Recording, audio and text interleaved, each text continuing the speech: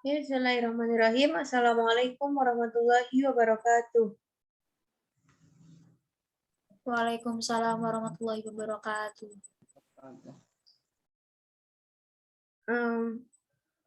Perkenalkan, nama saya Nuria Uzli Fatul Faiza. Di sini saya akan sedikit memaparkan tentang artikel saya dalam mata kuliah Tafsir Ahkam tentang kewajiban nafkah dalam keluarga. Nah, keluarga di sini merupakan unit sosial terkecil dalam masyarakat dan perkawinan yang adalah institusi dasarnya. Dan perkawinan sendiri merupakan sebuah media yang akan mempersatukan dua insan dalam sebuah rumah tangga dan satu-satunya ritual pemersatu yang diakui secara resmi dalam hukum agama.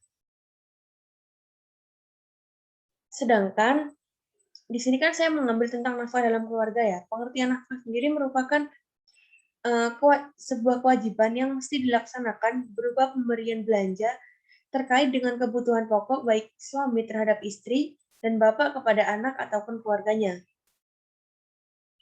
Begitu pentingnya nafkah dalam kajian hukum Islam, dan bahkan seorang istri apabila ia sudah ditalak oleh suaminya, ia masih berhak untuk mendapatkan nafkah untuk dirinya sendiri beserta anaknya dari suaminya. Di samping itu, meskipun nafkah merupakan suatu kewajiban untuk dipenuhi, namun menyangkut kadar nafkahnya harus terlebih dahulu melihat batas kemampuan si pemberi nafkah. Jadi di sini nafkah ini tidak boleh memberatkan kepada suami ya, namun sifatnya nafkah di sini wajib diberikan dari seorang suami kepada anggota keluarganya. Metode yang digunakan dalam artikel ini adalah metode maudhu'i. Dan langsung saja kepada fokus ayat. Di sini saya memilih Al-Quran Surat At-Tolaq ayat 6 yang berbunyi, A'udzubillahi minasyaitonirrajim, Bismillahirrahmanirrahim. Askinuhunna min haitsu sakantum min wujdikum wa la tudarruhunna lidayyiqu 'alaihim. Wa in kunna aulatu hamlin fa'anfiqu 'alaihinna hatta yad'na hamlahun. Fa in arda'na lakum fa'tuhunna ujurahunna wa tamiru bainakum bil ma'ruf. Wa in ta'asartum fasaturdi'u lahu ukhra.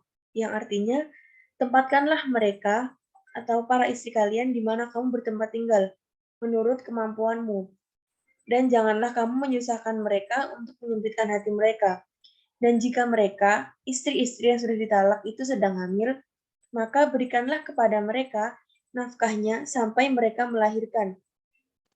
Kemudian jika mereka menyusukan anak-anakmu, maka berikanlah imbalannya kepada mereka dan musyawarahkanlah di antara kamu segala sesuatu dengan baik. Dan jika kamu menemui kesulitan, maka perempuan lain boleh menyusukan anak itu untuknya. Dan di sini terdapat dua kata kunci. Yang pertama yakni kata angfiku. Kata angfiku ini menurut Maktabah Syamilah digunakan dalam Al-Quran sebanyak 18 kali.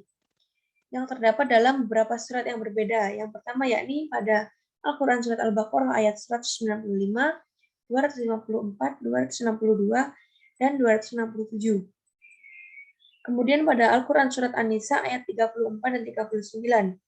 Lalu pada Al-Quran Surat At-Taubah ayat 53, Ar-Ra'd ayat 22, Al-Furqan ayat 67, Al-Fatir ayat 29, Yasin ayat 47, Al-Hadid ayat 7 dan ayat 10, Al-Mumtahanah ayat 10 dan ayat 11, Al-Munafikun ayat 10, At-Taghabun ayat 11, dan yang terakhir pada At-Tolaq ayat 6. Dan kata angfiku pada Al-Quran Surat At-Tolaq ayat 6 ini merupakan bentuk fi'il amr atau perintah yang artinya berilah nafkah. Nah, nafkah ini kita berikan kepada siapa? Ya, ini nafkah ini diberikan kepada para istri yang sudah ditalak. Nah, apabila mereka sedang hamil, maka nafkah ini wajib diberikan sampai mereka melahirkan. Yang artinya para suami ini tidak boleh meninggalkan para istri begitu saja, tapi mereka masih ada kewajiban untuk menafkahinya. Dan kata kunci yang kedua yakni ujurahun, yang menurut Maktabah Syamilah disebutkan sebanyak 6 kali, yang terdapat dalam beberapa surat, yakni yang pertama Al-Quran Surat An-Nisa ayat 24 dan 25, lalu Al-Ma'idah ayat 5, Al-Ahzab ayat 50 dan Al-Mumtahanah ayat 10 dan At-Tolaq ayat 6. Kata ujurahunna di sini merupakan bentuk jamak taksir dari kata aslinya yakni ajrun yang artinya upah atau imbalan, dan ujurahunna di sini berarti imbalan mereka. Yang maksudnya adalah apabila seorang istri sudah ditalak, kemudian istri tersebut menyusui anak-anak dari suaminya atau mantan suaminya, maka mantan suaminya ini hendaklah untuk memberi imbalan atau upah kepada istri-istri mereka. Lalu kemudian tafsir kata kunci. Nah, pada Al-Quran Surat At-Tolaq ayat 6 ini mempunyai munasabah dengan ayat sesudahnya, yakni ayat 7, yang berbunyi, liyungfik dzu sa'ah min sa'atih, wa man qudira alaihi rizquhu falyunfik mimma atahullah, la yukallifullahu nafsan illa ma ataha, sayaj'alullahu ba'da usri yusra. Hendaklah orang yang punya keluasan memberi nafkah menurut kemampuannya, dan orang yang terbatas rezekinya hendaklah memberi nafkah dari harta yang diberikan Allah kepadanya. Allah tidak membebani kepada seorang melainkan sesuai dengan apa yang diberikan Allah kepadanya. Dan Allah kelak akan memberikan kelapangan setelah kesempitan. Pada ayat 6 ini, kata tempatkanlah mereka, yakni istri. Maksudnya adalah mereka ini kembali kepada istri-istri yang ditalak. Pada tempat kalian tinggal, pada sebagian tempat-tempat tinggal kalian menurut kemampuan kalian, sesuai dengan kemampuan kalian. Lafaz ini merupakan ataf bayan atau badal dari lafaz sebelumnya dengan mengulangi penyebutan jernya atau kata depan dan memperkirakan adanya mudhof, yakni pada tempat-tempat tinggal yang kalian mampu, bukannya tempat tinggal yang di bawah itu, dan janganlah kalian menyusahkan mereka untuk menyempitkan hati mereka. Dengan memberikan kepada mereka tempat tinggal yang layak, sehingga mereka terpaksa butuh untuk keluar atau membutuhkan nafkah, maka karena itu maka mereka mengeluarkan biaya sendiri. Dan jika mereka sedang hamil, maka berikanlah kepada mereka nafkahnya hingga mereka bersalin. Kemudian jika mereka menyusui bayi kalian, hendaklah kalian memberinya upah atas penyusuan yang mereka lakukan, dan bermusyawarahlah di antara kalian dengan mereka dengan cara yang baik menyangkut hak anak kalian, yaitu melalui permusyawaratan sehingga tercapailah kesepakatan mengenai upah menyusukan. Dan jika kalian menemui kesulitan, artinya kalian enggan untuk menyusukannya,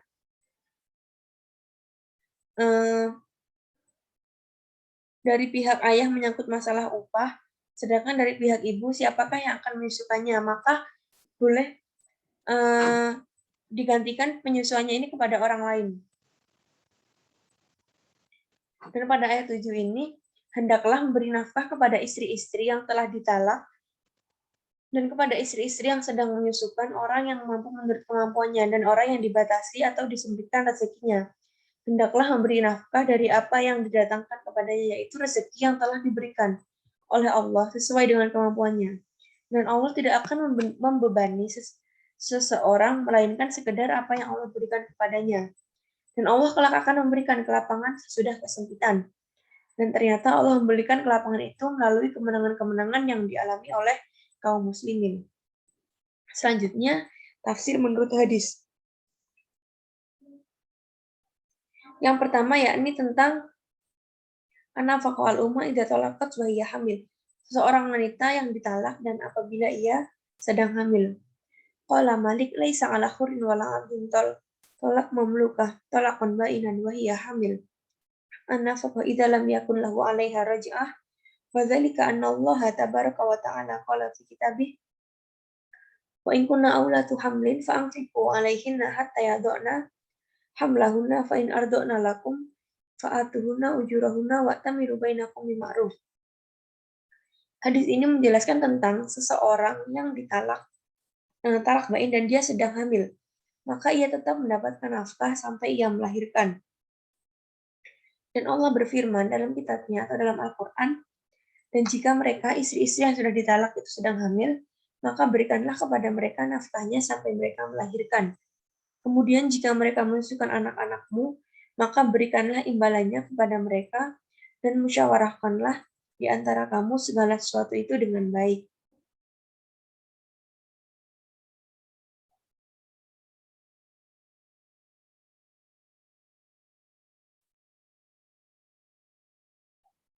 Dan di sini selanjutnya ada tafsir ayat dalam beberapa kitab tafsir.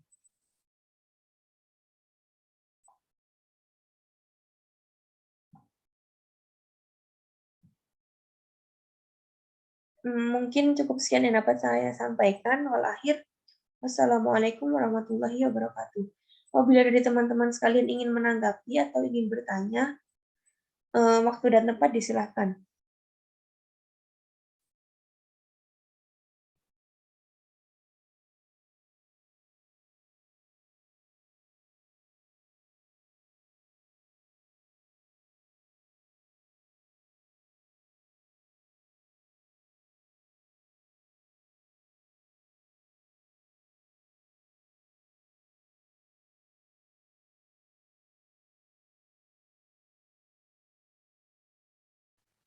Saya izin bertanya.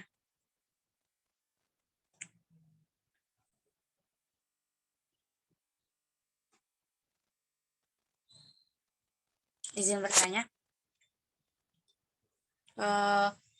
Kan Iya, tadi silakan. munasabah ayatnya menggunakan ayat setelahnya ya. Iya, Berarti ayat setelahnya itu munasabahnya munasabah yang bertolak belakang atau tidak bertolak belakang?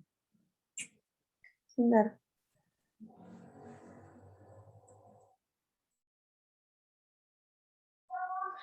Di sini ayat selanjutnya tidak bertolak belakang ya dengan ayat 6. Dan ini ayatnya berkesinambungan. Dan pada ayat 6 ini kan disebutkan bahwasanya seorang suami itu wajib memberikan nafkah kepada istrinya meskipun dia mentalak istrinya dan istrinya ini sedang hamil, dia kan tidak boleh meninggalkan begitu saja, namun tetap harus memberikan. Nah, dan di ayat 7 ini membahas tentang memberikan nafkah kepada istri-istri yang ditalak dan kepada istri-istri yang sedang menyusukan anaknya, sama seperti yang disebutkan pada ayat 6 tadi. Begitu. Apa bisa difahami? Iya, bisa. Berarti fokus bahasanya ini nafkah kepada istri yang sudah ditalak atau istri yang masih sah? Fokus bahasanya ini kepada istri yang sudah ditalak dan dia sedang hamil. Baik, terima kasih. Selanjutnya teman-teman apabila ada pertanyaan lagi, waktu dan tempat disilahkan. Mungkin ingin mengasih saran aja kan. Ya, Kan tadi Saudara Nuria ingin memfokuskan talak bagi yang hamil atau belum melahirkan ya. Nah, tetapi untuk fokus pembahasannya ini belum ada korelasinya sama pendahuluan, yang mana pendahuluan itu kan juga isinya latar belakang kenapa adanya topik ini dibahas gitu. Mungkin saran bisa ditambahkan Mbak sebagai fokusnya gitu. iya nanti akan saya benahi. Terima kasih atas sarannya untuk saudari Jamila Tunisa.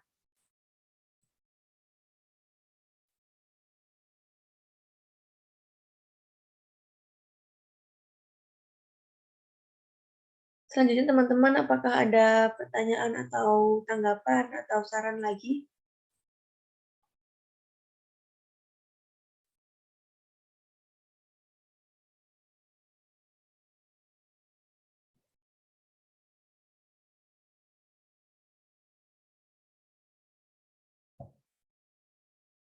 Apakah ada teman-teman?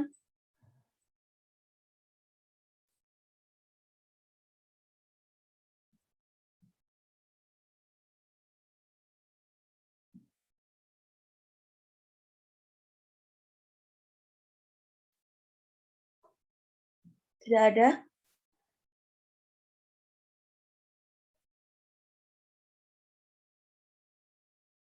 Apabila kalian ingin memberikan saran terkait artikel yang saya buat ini, waktu dan tempat disilahkan.